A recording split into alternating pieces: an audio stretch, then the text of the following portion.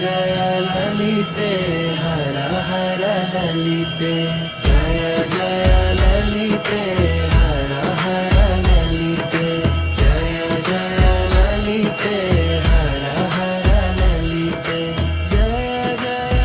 ನನ್ನೆಲ್ಲ ಆತ್ಮೀಯರಿಗೂ ನಮಸ್ಕಾರಗಳು.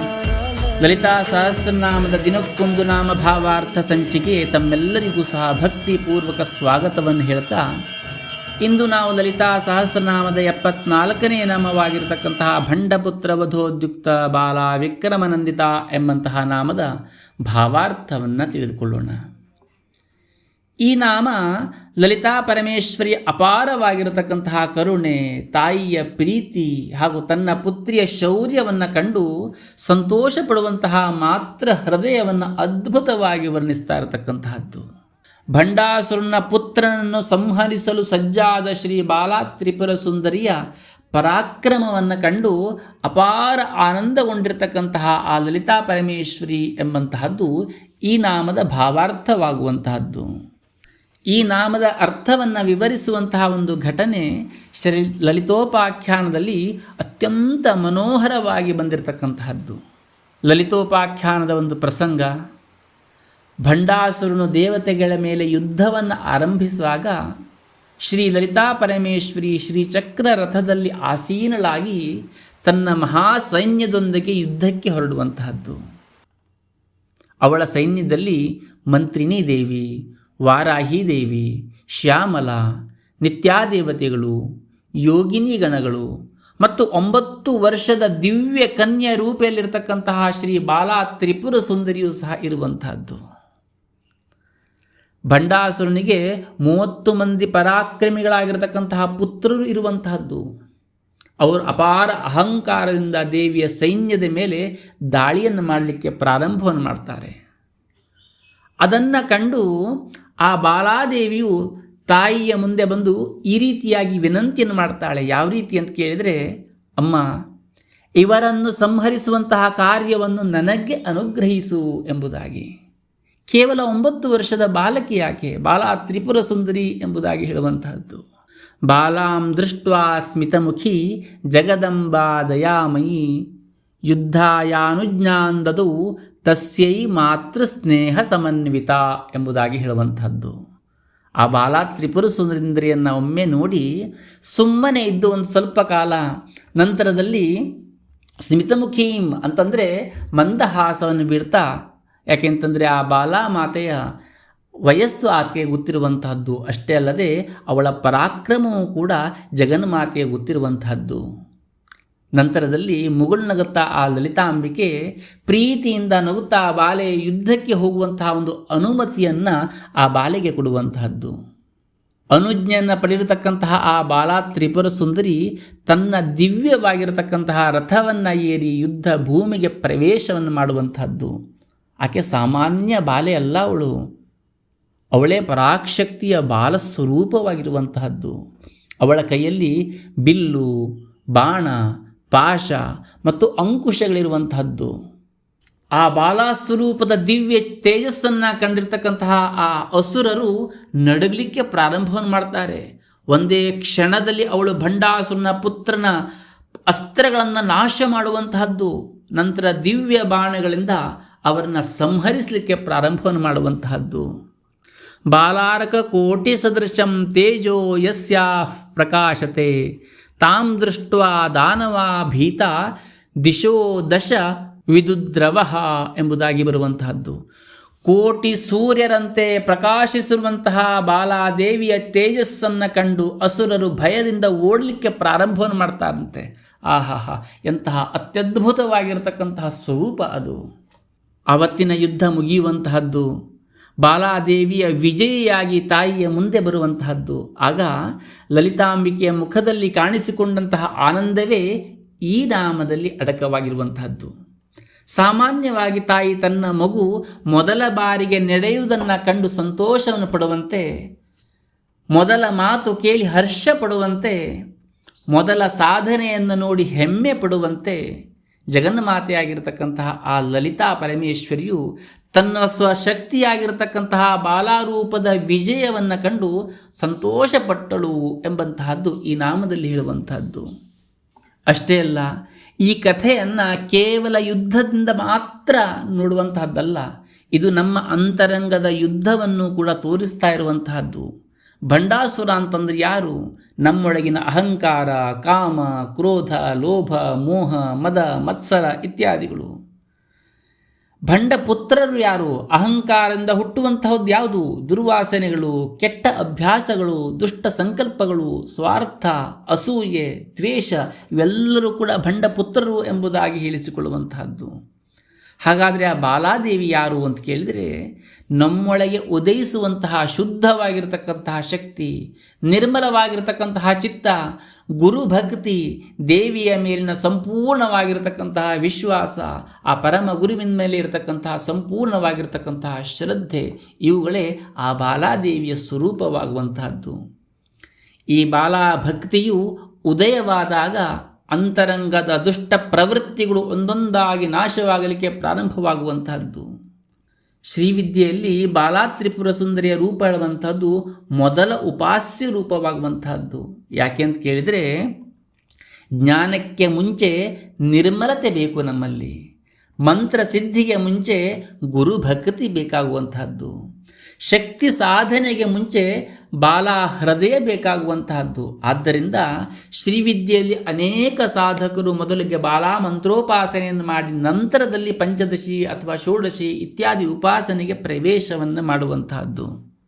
ಹಾಗಾಗಿ ಈ ನಾಮ ಹೇಳುವಂತಹದ್ದು ನಮಗೆ 3 ಮಹತ್ವದ ಪಾಠಗಳನ್ನು ಹೇಳುವಂತಹದ್ದು. ಮೊದಲನೆಯದು, ದೇವಿಯ ದೃಷ್ಟಿಯಲ್ಲಿ ವಯಸ್ಸಲ್ಲ, ಭಕ್ತಿಗೆ ಮುಖ್ಯವಾಗಿರತಕ್ಕಂಥ ಸ್ಥಾನ ಎಂಬುದಾಗಿ. ಎರಡನೆಯದು, ನಿರ್ಮಲ ಮನಸ್ಸು ಅಸುರ ಶಕ್ತಿಗಳನ್ನು ಸುಲಭವಾಗಿ ಜಯಿಸಲಿಕ್ಕೆ ಸಾಧ್ಯವಾಗ್ತದೆ ಎಂಬುದಾಗಿ. ಮೂರನೆಯದು, ತಾಯಿ ನಮ್ಮ ಪ್ರತಿಯೊಂದು ಸತ್ ಪ್ರವೃತ್ತಿಯನ್ನು ಕೂಡ ಸಂತೋಷದಿಂದ ಸ್ವೀಕರಿಸುತ್ತಾಳೆ ಎಂಬಂತಹದ್ದು. ಈ ನಾಮದ ಜಪದಿಂದ ಒಂದು ನಾಮ ಜಪ, ಒಂದು ಸ್ತುತಿ, ಒಂದು ದೀಪಾರಾಧನೆ, ಒಂದು ಸತ್ಕಾರ್ಯಗಳು ನಮ್ಮಲ್ಲಿ ಪ್ರಚೋದನೆಯನ್ನು ಹೊಂದುವಂತಹದ್ದು. ಇವೆಲ್ಲವೂ ಸಹ ಬಾಲಾದೇವಿಯ ಪರಾಕ್ರಮದಂತೆ ಇರುವಂತಹದ್ದು. ಅವು ನಮಗೆ ಚಿಕ್ಕದಾಗಿ ಅನಿಸಬಹುದು, ಆದರೆ ದೇವಿಯ ದೃಷ್ಟಿಯಲ್ಲಿ ಅವು ಅತ್ಯಂತ ದೊಡ್ಡ ಸಾಧನೆಯಾಗುವಂತಹದ್ದು. ತಾಯಿ ನಮ್ಮ ಪ್ರಯತ್ನವನ್ನು ನೋಡ್ತಾಳೆ, ನಮ್ಮ ಭಕ್ತಿಯನ್ನು ನೋಡ್ತಾಳೆ, ನಮ್ಮ ಪ್ರಗತಿಯನ್ನು ಕಂಡು ಸಂತೋಷವನ್ನು ಪಡ್ತಾಳೆ. ಅದೇ ಈ ನಾಮದ ಸಂದೇಶವಾಗ್ತಾ ಇರುವಂತಹದ್ದು. ಮಿತ್ರರೇ, ಭಂಡಪುತ್ರ ವಧೋದ್ಯುಕ್ತ ಬಾಲ ವಿಕ್ರಮನಂದಿತ ಎಂಬಂತಹ ನಾಮವು ಕೇವಲ ಯುದ್ಧದ ವಿಜಯವನ್ನು ಸೂಚಿಸ್ತಾ ಇರತಕ್ಕಂತಹ ನಾಮವಲ್ಲ.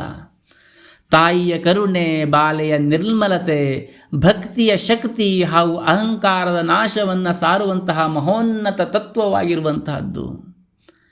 ನಮ್ಮೊಳಗಿನ ಬಾಲಾಶಕ್ತಿಯನ್ನು ಜಾಗೃತಗೊಳಿಸಿ ಅಹಂಕಾರ ಮತ್ತು ದುಷ್ಟ ವಾಸನೆಗಳನ್ನು ಸಂಹರಿಸುವಂತಹ ಶಕ್ತಿಯು ದೇವಿಯು ಕರುಣಿಸಿದಾಗ ಅವಳೇ ನಮ್ಮ ಸಾಧನೆಯನ್ನು ಕಂಡು ಸಂತೋಷ ಪಡುವಂತಹವಳು. ಆಗ ಸಾಧಕನ ಜೀವನದಲ್ಲಿ ನಿಜವಾಗಿರತಕ್ಕಂತಹ ವಿಜಯ ಪ್ರಾಪ್ತವಾಗುವಂತಹದ್ದು. ಶಾಂತಿ ಮತ್ತು ಶ್ರೀವಿದ್ಯೆಯ ಅನುಗ್ರಹ ಕೂಡ ಅರಳುವಂತಹದ್ದು. ಇನ್ನು ಈ ನಾಮಕ್ಕನುಸಾರವಾಗಿರತಕ್ಕಂತಹ ಒಂದು ದಿವ್ಯವಾಗಿರತಕ್ಕಂತಹ ಒಂದು ಕಥೆಯನ್ನು ಕೇಳೋಣ. ಗುಡ್ಡಗಾಡಿನ ತಪ್ಪಲಿನ ಪ್ರದೇಶದಲ್ಲಿ ಒಂದು ಚಿಕ್ಕದಾಗಿರತಕ್ಕಂತಹ ಒಂದು ಹಳ್ಳಿ ಇರುವಂತಹದ್ದು. ಆ ಹಳ್ಳಿಯಲ್ಲಿ ಶ್ರೀಚಕ್ರಪುರ ಎಂಬಂತಹ ಒಂದು ಆಶ್ರಮ ಇತ್ತು. ಆ ಆಶ್ರಮದಲ್ಲಿ ಒಬ್ಬ ಗುರುಗಳಿರುವಂತಹದ್ದು. ಆ ಮಹಾನುಭಾವರು ಪ್ರತಿದಿನ ದೇವಿಯ ಉಪಾಸನೆಯನ್ನು ನಡೆಸ್ತಾ ಇರುವಂತಹದ್ದು. ದೂರ ದೂರದಿಂದ ಭಕ್ತರು ಬರುವಂತಹದ್ದು, ಲಲಿತಾ ಸಹಸ್ರನಾಮವನ್ನು ಕಲಿಯುವಂತಹದ್ದು, ಲಲಿತಾ ಸಹಸ್ರನಾಮ ಪಾರಾಯಣವನ್ನು ಮಾಡುವಂತಹದ್ದು, ನಿರಂತರವಾಗಿ ದೇವಿಯ ಸ್ತುತಿ ಇತ್ಯಾದಿಗಳು ನಡೆಯುವಂತಹದ್ದು. ದೂರ ದೂರದಿಂದ ಬಂದಂತಹ ಭಕ್ತರೆಲ್ಲರಿಗೂ ಕೂಡ ಆ ಜಗನ್ಮಾತೆಯ ಅನುಗ್ರಹವು ಕೂಡ ಪ್ರಾಪ್ತವಾಗುವಂತಹದ್ದು.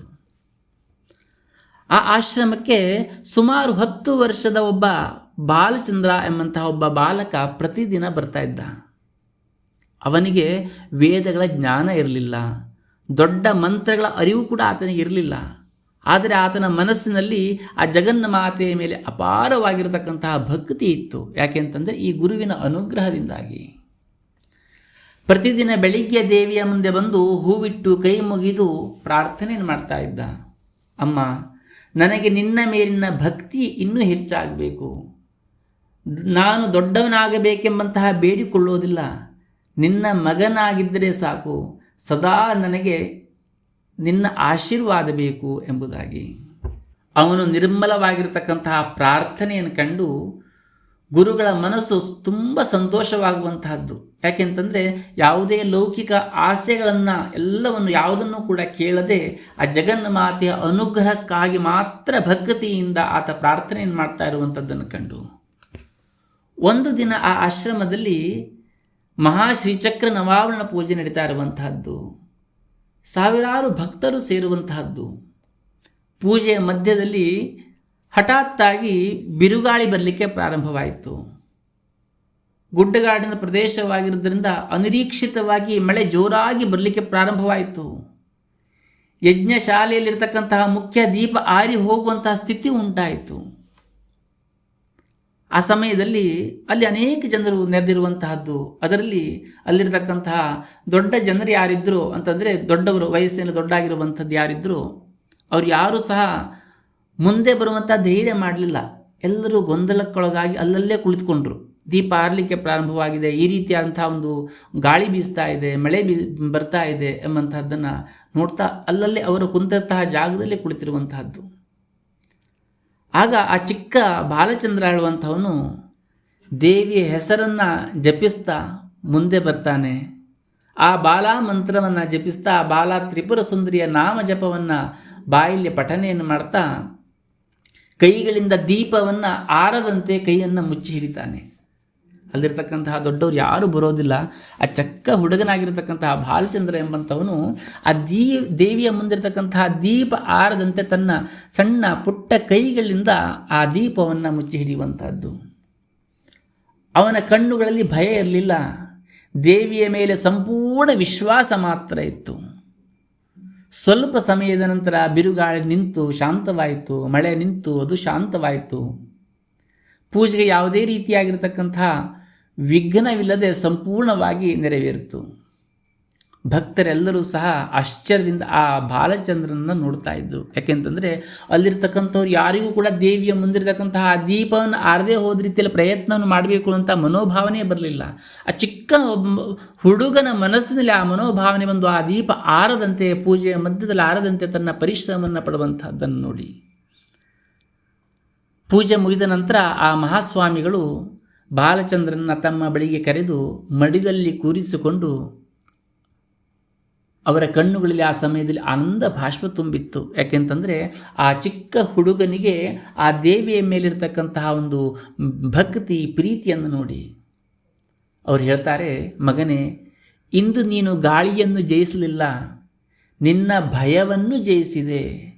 ನಿನ್ನೊಳಗಿನ ಭಕ್ತಿಯೇ ನಿನ್ನನ್ನು ರಕ್ಷಿಸ್ತಾ ಇರತಕ್ಕಂತಹದ್ದು. ದೇವಿಗೆ ಬೇಕಾಗಿರುವಂತಹ ದೊಡ್ಡ ಶಕ್ತಿ ಅಲ್ಲ, ನಿರ್ಮಲವಾಗಿರತಕ್ಕಂತಹ ಹೃದಯ ಎಂಬುದಾಗಿ. ಆ ಸಮಯದಲ್ಲಿ ಅಲ್ಲಿರ್ತಕ್ಕಂತಹ ಒಬ್ಬ ಭಕ್ತ ಕೇಳ್ತಾನೆ ಗುರುಗಳಲ್ಲಿ, ಗುರುಗಳೇ, ಇಷ್ಟು ಚಿಕ್ಕ ಬಾಲಕ ಆ ಕಾರ್ಯವನ್ನು ಮಾಡ್ತಾನೆ, ಅಷ್ಟು ಚಿಕ್ಕ ಕಾರ್ಯಕ್ಕೆ ನೀವು ಇಷ್ಟು ದೊಡ್ಡ ಸಂತೋಷವನ್ನು ಪಟ್ಟಿದ್ಯಾಕೆ ಅಂತೇಳಿ ಕೇಳ್ತಾನೆ. ಆ ಸ್ವಾಮಿಗಳು ಮುಗುಳ್ನಗ್ತಾ ಹೇಳುವಂತಹದ್ದು, ಇದೇ ಭಂಡಪುತ್ರ ವಧೋದ್ಯುಕ್ತ ಬಾಲ ವಿಕ್ರಮನಂದಿತ ಎಂಬಂತಹ ನಾಮದ ಅರ್ಥವಾಗುವಂತಹದ್ದು. ಯಾಕೆ ಅಂತ ಕೇಳಿದರೆ, ಲಲಿತಾಂಬಿಗೆ ತನ್ನ ಬಾಲ ರೂಪಿಣಿಯ ಪರಾಕ್ರಮವನ್ನು ಕಂಡು ಹೇಗೆ ಆನಂದಪಟ್ಟಳು, ಹಾಗೆಯೇ ಗುರು ಅಥವಾ ದೇವರು ಭಕ್ತನ ನಿರ್ಮಲವಾಗಿರತಕ್ಕಂತಹ ಧೈರ್ಯವನ್ನು ಕಂಡು ಸಂತೋಷ ಪಡುವಂತಹದ್ದು. ದೇವರು ನಮ್ಮ ಮನಸ್ಸನ್ನು ನೋಡುವಂತಹದ್ದಲ್ಲ, ನಮ್ಮ ಹೃದಯವನ್ನು ನೋಡುವಂತಹದ್ದು ಎಂಬುದಾಗಿ. ಆ ದಿನ ಆ ಆಶ್ರಮಕ್ಕೆ ಬಂದಿರತಕ್ಕಂಥ ಎಲ್ಲರಿಗೂ ಕೂಡ ದೊಡ್ಡದಾಗಿರ್ತಕ್ಕಂಥ ಒಂದು ಪಾಠ ಸಿಕ್ಕಿತ್ತು. ಅದು ಏನು ಅಂತ ಕೇಳಿದರೆ, ನಿರ್ಮಲವಾಗಿರತಕ್ಕಂಥ ಹೃದಯ ಇದ್ದಿರಬೇಕು. ಯಾವುದೇ ಸಮಯದಲ್ಲೂ ಕೂಡ ಎಂತಹದ್ದೇ ಪರಿಸ್ಥಿತಿಯಲ್ಲೂ ಕೂಡ ಅಂಜದೆ ಆ ಭಗವತಿಯ ಸೇವೆಗೆ ನಾವು ಸಿದ್ಧರಾಗಿರಬೇಕು. ಅಂತಹ ಸಮಯದಲ್ಲಿ ಮಾತ್ರ ನಮಗೆ ಗುರುವಿನ ಅನುಗ್ರಹ ಮತ್ತು ಭಗವತಿಯ ಅನುಗ್ರಹ ಪ್ರಾಪ್ತವಾಗ್ತದೆ ಎಂಬಂಥದ್ದು. ದೊಡ್ಡ ದೊಡ್ಡ ಸಾಧನೆಗಳಿಂದ ದೇವರು ಸಂತೋಷ ಪಡುವುದಿಲ್ಲ. ಶ್ರದ್ಧೆ, ಭಕ್ತಿ, ನಿಸ್ವಾರ್ಥ ಸೇವೆ ಮತ್ತು ನಿರ್ಭಯ ವಿಶ್ವಾಸದಿಂದ ದೇವರ ಕೃಪೆಯನ್ನು ದೊರೆಯುವಂತಹದ್ದು ಎಂಬಂತಹದ್ದು ಅವರೆಲ್ಲರಿಗೂ ಕೂಡ ಅರ್ಥವಾಗಿರುವಂತಹದ್ದು. ಈ ಕಥೆ ನಮಗೆ ಹೇಳ್ತಾ ಇರ್ತಕ್ಕಂತಹ ನೀತಿ ಏನು ಅಂತ ಕೇಳಿದರೆ, ನಮ್ಮ ಜೀವನದಲ್ಲಿರುವಂತಹ ಅಹಂಕಾರ, ಕ್ರೋಧ, ಅಸೂಯೆ, ಸ್ವಾರ್ಥ ಮತ್ತು ದುಷ್ಟ ಆಲೋಚನೆಗಳೇ ಭಂಡಪುತ್ರರಾಗಿರುವಂತಹದ್ದು. ಅವುಗಳನ್ನು ಸೋಲಿಸುವಂತಹ ಶಕ್ತಿ ದೊಡ್ಡ ಬಲದಿಂದಲ್ಲ, ಮಗುವಿನಂತಹ ನಿರ್ಮಲ ಭಕ್ತಿ, ಗುರುವಿನ ಮೇಲೆ ಸಂಪೂರ್ಣವಾಗಿರ್ತಕ್ಕಂತಹ ನಂಬಿಕೆ ಮತ್ತು ದೇವಿಯ ಮೇಲಿನ ಸಂಪೂರ್ಣವಾಗಿರ್ತಕ್ಕಂತಹ ಶರಣಾಗತಿಯಿಂದ ಅವು ನಾಶವಾಗುವಂತಹದ್ದು ಎಂಬುದಾಗಿ. ಹಾಗಾಗಿ ಶ್ರೀ ಲಲಿತಾಂಬಿಕೆ ನಮ್ಮ ಪ್ರತಿಯೊಂದು ಸತ್ ಪ್ರಯತ್ನವನ್ನು ಕಂಡು ತನ್ನ ಬಾಲ್ಯ ಪರಾಕ್ರಮವನ್ನು ಕಂಡಂತೆ ಮಾತೃ ಸ್ನೇಹದಿಂದ ಸಂತೋಷಪಟ್ಟು ನಮ್ಮನ್ನು ಅನುಗ್ರಹಿಸ್ತಾಳೆ ಎಂಬುದಾಗಿ. ಆತ್ಮೀಯರೇ, ಶ್ರೀವಿದ್ಯಾ ಪ್ರತಿಷ್ಠಾನದಲ್ಲಿ ಸಂಕಲ್ಪಿತವಾಗಿರತಕ್ಕಂತಹ ಕೋಟಿ ಲಲಿತಾ ಸಹಸ್ರನಾಮ ಮಹಾಯಾಗದೆ ತಾವೆಲ್ಲರೂ ಸಹ ಪಾಲ್ಗೊಂಡು ಪ್ರತಿನಿತ್ಯವೂ ಕೂಡ ಸರ್ವ ಸೌಭಾಗ್ಯದಾಯಕ ರೀತಿಯ ಲಲಿತಾ ಸಹಸ್ರನಾಮ ಪಾರಾಯಣವನ್ನು ಮಾಡಿ ಆ ಜಗನ್ಮಾತೆಯ ಅನುಗ್ರಹವನ್ನು ಹೊಂದಿ ಎಂಬುದಾಗಿ ಹೇಳ್ತೇನೆ. ಇಂದಿನ ಸಂಚಿಕೆಯನ್ನು ಇಲ್ಲಿಗೆ ಮುಗಿಸ್ತಾ ನಾಳಿಗೆ ಸಂಚಿಕೆಯಲ್ಲಿ ಮತ್ತೆ ಪುನಃ ಭೇಟಿಯಾಗ್ತೇನೆ. ಅಲ್ಲಿಯವರೆಗೂ ನಮಸ್ಕಾರ.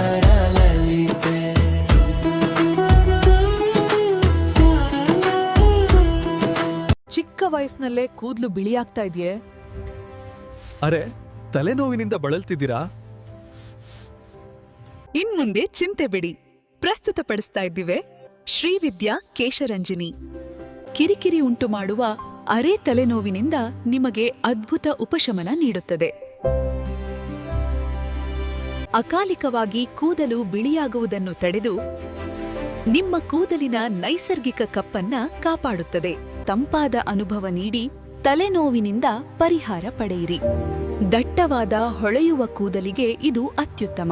ಎಲ್ಲಕ್ಕಿಂತ ಮಿಗಿಲಾಗಿ ಶ್ರೀವಿದ್ಯಾ ಕೇಶರಂಜಿನಿ ನಿಮ್ಮ ತಲೆಯನ್ನ ಸದಾ ತಂಪಾಗಿರಿಸುತ್ತದೆ ಮತ್ತು ದಿನಪೂರ್ತಿ ನಿಮ್ಮನ್ನ ಉಲ್ಲಾಸದಿಂದ ಇರುವಂತೆ ಮಾಡು. ಬೆರಳೆಣಿಕೆಯಷ್ಟು ಹನಿಗಳ ನಿರಂತರ ಬಳಕೆಯಿಂದ ಕೂದಲು ಉದುರುವುದು ನಿಂತು ದಟ್ಟವಾಗಿ ಬೆಳೆಯಲು ಸಹಾಯ ಮಾಡುತ್ತದೆ. ಇದು ಶುದ್ಧ ಕೊಬ್ಬರಿ ಎಣ್ಣೆಯಿಂದ ತಯಾರಿಸಲಾದ 100ಕ್ಕೆ 100 ಸಂಪೂರ್ಣ ಆಯುರ್ವೇದ ತೈಲ. ದಟ್ಟವಾದ ಆರೋಗ್ಯಕರ ಮತ್ತು ಸುಂದರವಾದ ಕೂದಲಿಗೆ ಶ್ರೀವಿದ್ಯಾ ಕೇಶರಂಜಿನಿಯನ್ನು ಮಾತ್ರ ನಂಬಿ. ಇದು ಬೇರುಗಳಿಂದ ಪೋಷಿಸುತ್ತದೆ, ಬೆಳವಣಿಗೆಯನ್ನ ಉತ್ತೇಜಿಸುತ್ತದೆ. ಶ್ರೀವಿದ್ಯಾ ಕೇಶರಂಜಿನಿ ಹೇರ್ ಆಯಿಲ್ ಬೇಕಾದವರು ವಾಟ್ಸ್ಆಪ್ ಮುಖಾಂತರ 9482185527ಗೆ ಸಂಪರ್ಕಿಸಿ.